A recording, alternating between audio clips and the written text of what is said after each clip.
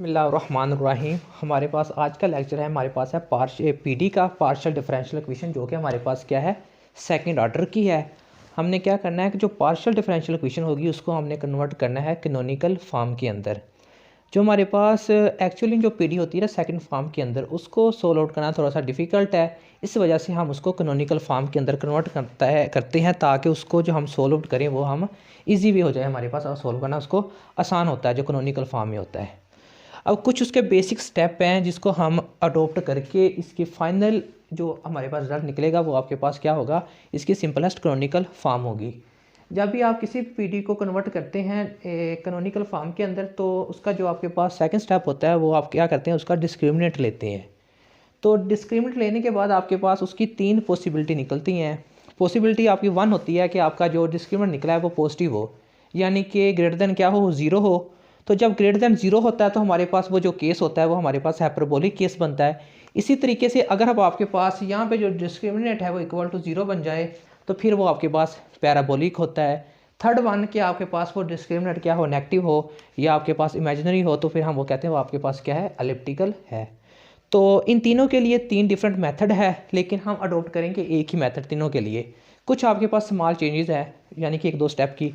तो उसके बाद आपके पास क्वेश्चन पीडी आपके पास दो तरीके से पीडी आपको पूछी जा सकती है कि आपके पास उसके जो कोफिशिएंट होते हैं वो या तो वेरिएबल होते हैं या आपके पास क्या होते हैं, कांस्टेंट होते हैं।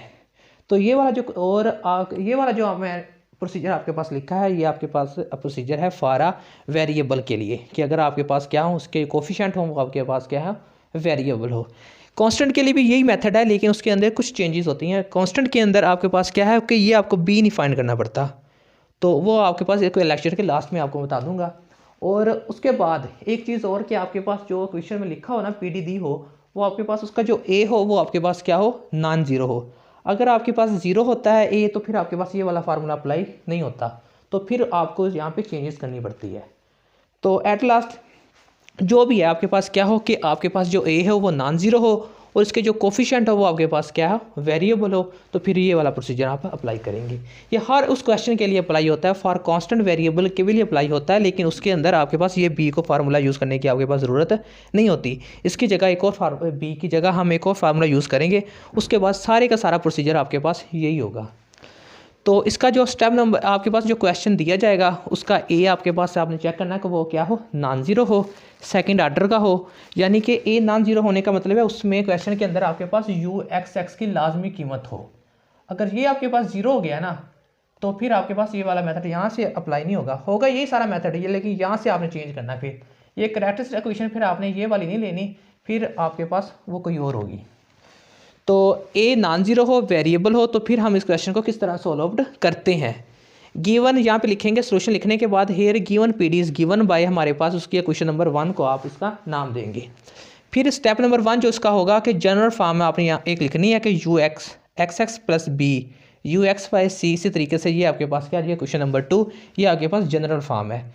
इसी की मॉडिफिकेशन करके यानी कि ट्रांसफॉर्मेशन करके हमारे पास ये चीज़ आती है कि ए कन्वर्ट होता है ए स्टेरिक में, बी कन्वर्ट होता है बी स्टेरिक में, और यू वैसे रहता है, और एक्स जो आपके पास चेंज होता है वो यहाँ से जो आपके पास एक्स है वो चेंज हो जाता है आपका जाई में, और जो आपके पास वाई है वो आपका चेंज होता है ईटा के अंदर। फिर ये आपके पास उसकी ट्रांसफॉर्मेशन बन जाती है। ठीक है, अब आपने कंपेयर करना है इस जनरल फॉर्म को और गिवन पीडी को। जो भी आपके पास गिवन पीडी दी जाएगी, इसमें यहाँ पे जो गिवन पीडी दी जाएगी वो इस फॉर्म में होगी कि u double x plus u y या u x is equal to zero या कोई कांस्टेंट। तो यहाँ से आप कंपैरिजन करके आप ए बी सी डी यानी कि जितने भी ये आपके पास कोफिशिएंट आ रहे हैं, यानी कि ये आपके पास 7 कोफिशिएंट है, 7 की आप यहाँ पे वैल्यू निकालेंगे। जो कोफिशिएंट आपके पास नहीं होगा वो आपके पास क्या आ जाएगा, ज़ीरो आ जाएगा। फॉर एग्जांपल अगर आपके पास गिवन पीडी इस फॉर्म में दी जाए कि u x minus u double Y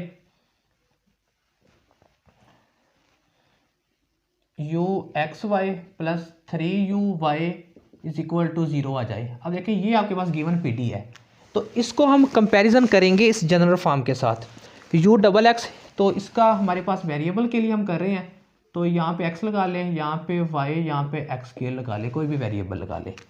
तो कंपैरिजन करेंगे तो जब इसको जनरल फॉर्म के साथ, तो यू एक्स एक्स के साथ यहाँ पे ए है, तो यहाँ पे ए की वैल्यू क्या है, एक्स स्क्वायर आ जाएगी। इसी तरीके से बी की वैल्यू माइनस वाई, और सी की वैल्यू इसमें 0 है क्योंकि सी यहाँ पे क्या आ रहा था, डबल वाई, तो डबल वाई इसके अंदर नहीं है। तो इसके अंदर यू वाई है, तो यू वाई देखिए किसके साथ है, ई के साथ है, तो ई की वैल्यू एक्स है। जो वैल्यू आपके पास नहीं है वो आपके पास क्या आ जाएगी, 0 आ जाएगी।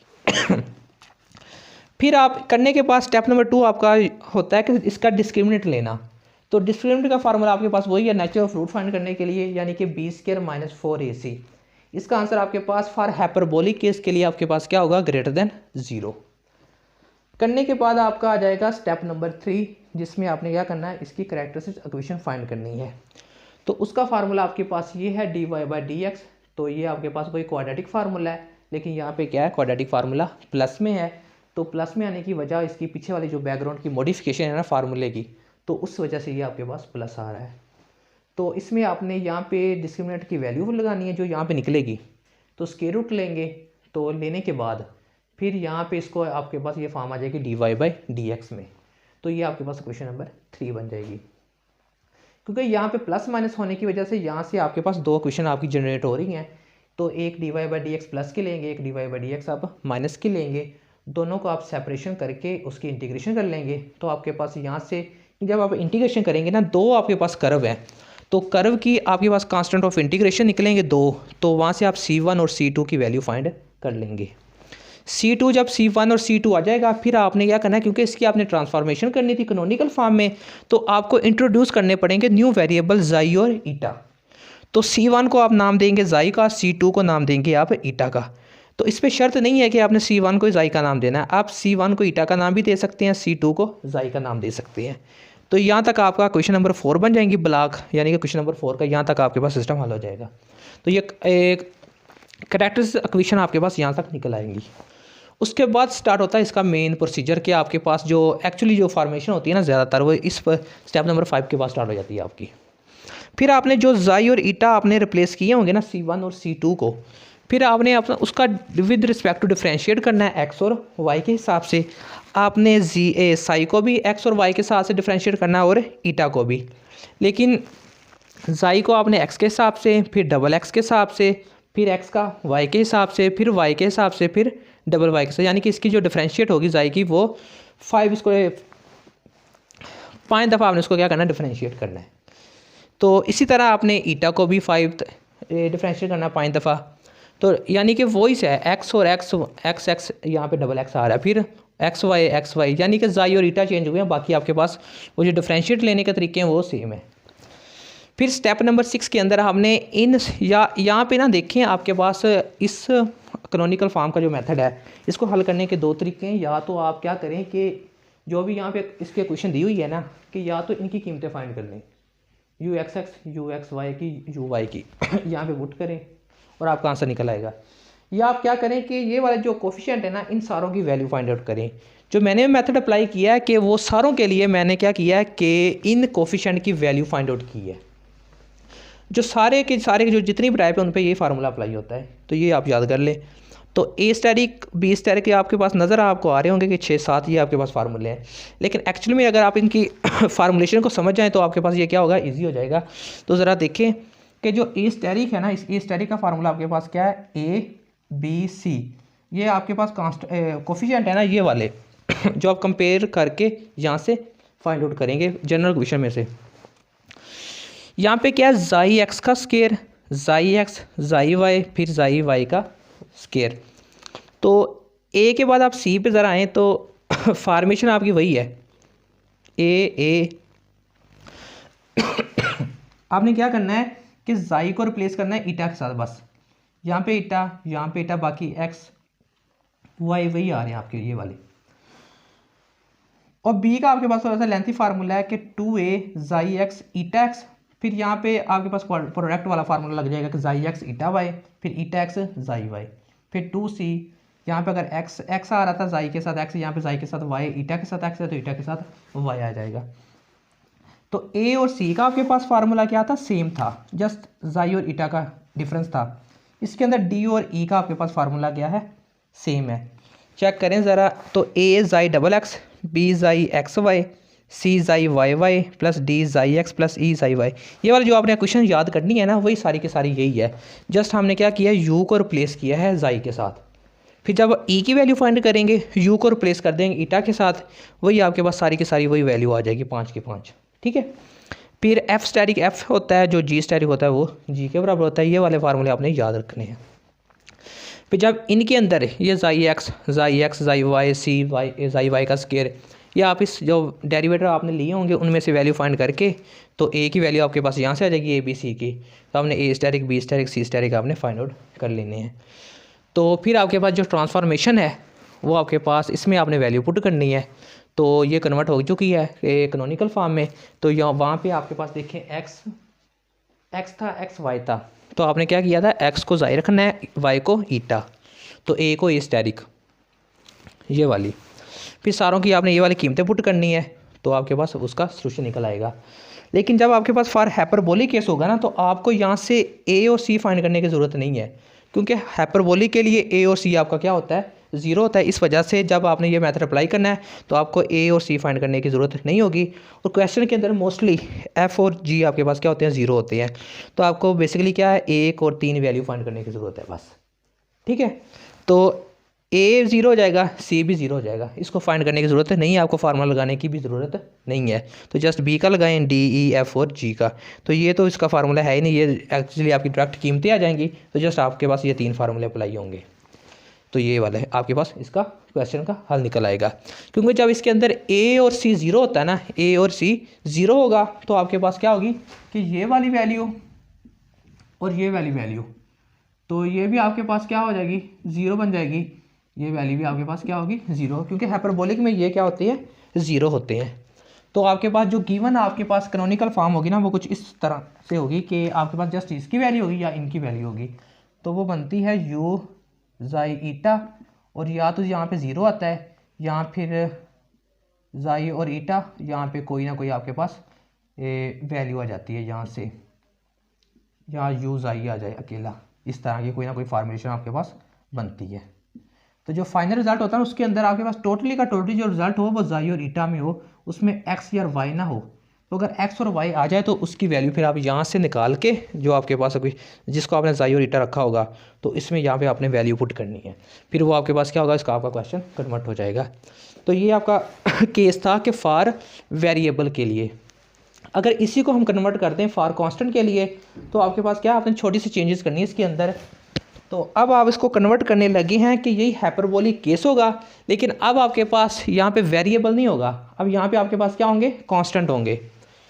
तो जब कांस्टेंट होंगे तो फिर आपने यहाँ पे चेंजेस करनी है थोड़ी सी। अब यहाँ पे आपके पास जो कोफिशिएंट है वो क्या है, कांस्टेंट है।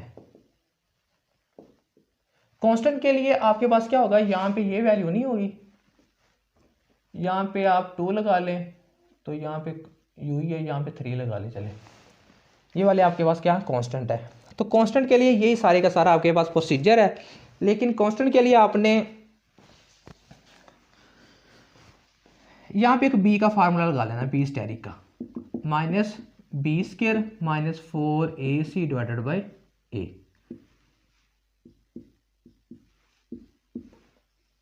ये वाला, ये किसके लिए, फॉर, यानी कि बी की जगह आपने ये वाला फार्मूला अप्लाई नहीं करना, ये वाला, तो इसकी जगह आपने डायरेक्ट क्या लिखना है, आपने ये वाला फार्मूला अप्लाई करना है। तो फिर आपके पास जो गिवन आपकी पीडी होगी वो कन्वर्ट हो जाएगी कैनोनिकल फॉर्म के अंदर, यानी कि ये वाला फार्मूला अप्लाई नहीं करना, बाकी सारे के सारे फार्मूले आपके पास यही हैं। तो ए और सी आपका दोनों क्या होंगे, ज़ीरो होगा, और बी का उस फार्मूले से बचने के लिए आप ये वाला फार्मूला लगा दें, आपके पास बी स्टैटिक आ जाएगा। बाकी फार्मूले आप ये लगाएंगे तो आपके पास वो रिजल्ट, आपके क्वेश्चन का आपके पास क्या आ जाएगा, रिजल्ट आ जाएगा। तो फिर रिपीट कर दूं कि क्वेश्चन आपके पास क्या होगा, जो गिवन पीडी दी जाएगी, पहले तो आपने चेक करना है कि उसकी आपके पास जो वेरिएबल है वो आपके जो कोफिशिएंट हैं वो आपके पास क्या है, कांस्टेंट है, या आपके पास क्या है, वेरिएबल है। अगर वेरिएबल है तो फिर आपने इस बी स्टैटिक का फार्मूला की जगह वो वाला जो पीछे मैंने फार्मूला लगाया था वो आपने लगाना है। तो ये प्रोसीजर आपका सारे का सारा यही होगा। अगर आपके पास वेरिएबल आ जाए कांस्टेंट, तो फिर आपने बी स्टैटिक की जगह इस फार्मूले से बचने के लिए ये वाला आपने फार्मूला यूज़ कर लेना है बस। और याद रखना कि ए जो स्टैटिक है वो आपके, जो ए कोफिशिएंट है वो आपके पास क्या हो, नॉन ज़ीरो हो, उसी के लिए ये वाला मेथड आपके उन्हें अप्लाई करना है। ठीक है। और अगर आपका यहाँ पे ए ज़ीरो आ जाए, क्या आ जाए, ए आपका ज़ीरो आ जाए, फिर मेथड सारे का सारा आपने यही अप्लाई करना है। तो लेकिन उसमें अगर ए ज़ीरो आता है ना, तो फिर यहाँ पे आके हमारे पास क्या होती है, इन्फिनिटी क्रिएट हो जाती है। ये वाला प्रोसीजर हमारे पास अप्लाई नहीं होता अगर फिर आपके पास क्या बन जाए, वो ज़ीरो बन जाए। तो इस चीज़ से बचने के लिए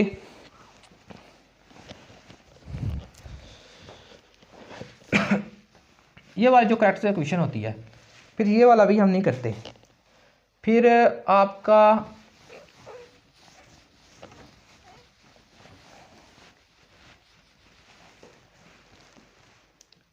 ये कब करना है, जब आपका क्या हो जाए, A asterisk A coefficient equal to zero आ जाए।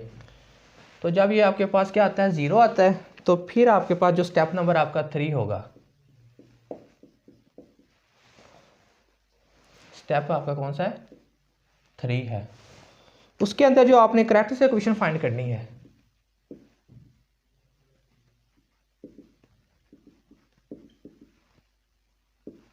इक्वेशन इज, वो आपके पास ये वाली होगी।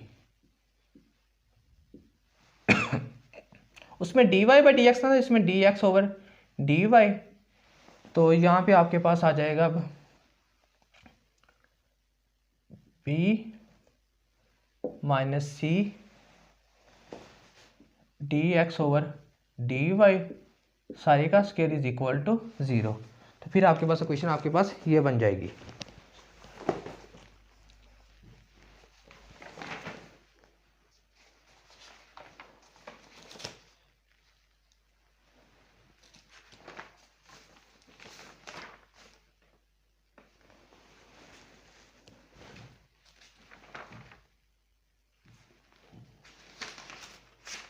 तो इसमें आप क्या करेंगे, यहाँ से dx y by d x common ले लें, dx ओवर dy। तो ये आपके पास आ जाएगा b माइनस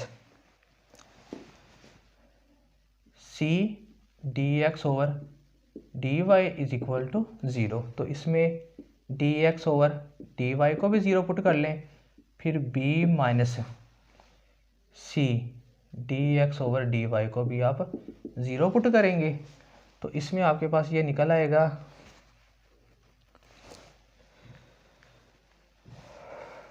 b बराबर आ जाएगा c dx ओवर dy।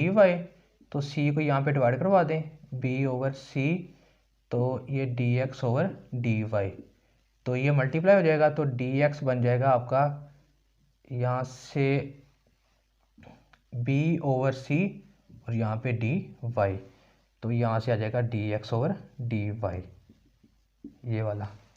तो अब क्या करें, आपने यहाँ से फिर आपने इसको आपने हल करना है। यहाँ से फिर आप b और c की कीमतें पुट कर देंगे। यहाँ से आप a आपके पास नहीं आ रहा, क्योंकि a तो आपके पास 0 है ना, तो b और c की आपके पास कीमतें दी होंगी, यहाँ पे पुट करें। तो फिर आपके पास यहाँ से सेपरेशन कर लें, यहाँ से x का आंसर आपके पास क्या निकलेगा, c1 निकलेगा, जिसको आप क्या पुट कर देंगे। तो इसको आप यहाँ से फिर c2 का आंसर निकलेगा कोई ना कोई, यहाँ से ये निकल आएगा, फ़र्ज़ करें आप 3y निकल आया, तो और यहाँ पे आप c2 रख लें। फिर यहाँ से निकलेगा x minus 3y is equal to c2, यहाँ से c1 निकला है। तो आपकी मर्ज़ी है, यहाँ से आप या तो फिर इसको आप पुट कर लें ज़ाई, या फिर इसको पुट कर लें आप x को ईटा, तो ये आपकी मर्ज़ी है। तो इसको भी ज़ाई रख सकते हैं, इसको आप ईटा रख सकते हैं। फिर बाद में वही सारा का सारा यही वाला प्रोसीजर आपने अप्लाई करना है कि उसके ज़ाई के ईटा के आपने सारे के सारे आपने वेरिएबल फाइंड करने हैं, फिर आपने वही मेथड सारा का सारा वही अप्लाई करना है। ये तब करना है जब आपके पास क्या हो, ए आपके पास क्या हो, 0 हो। अगर आपके पास ए 0 नहीं है, तो फिर आपने वो पहले वाला जो तरीका था कैरेक्टरिस्टिक इक्वेशन करने फाइंड करने का, क्वाड्रेटिक फार्मूले वाला प्लस वाले केस में, तो फिर आपने वो वाला अप्लाई करना है। तो जस्ट ये वाली यहाँ पे आपने चेंज करनी है। ये तब चेंज करनी है जब आपके पास ए क्या हो, 0 हो या नॉन ज़ीरो हो। अगर वेरिएबल हो तो फिर आपने बी वाला स्टेरिक वाला फार्मूला, ठीक है, एक्सपेंड वाला। अगर आपके पास कांस्टेंट हो तो फिर आपने वो वाला फार्मूला अप्लाई करना है, ठीक है। ये वाला हमारे पास एक प्रोसीजर था, इसको अडॉप्ट करके हम जो नेक्स्ट एग्जांपल होगी उसको हम सॉल्व आउट कर लेंगे। Thanks for watching this video.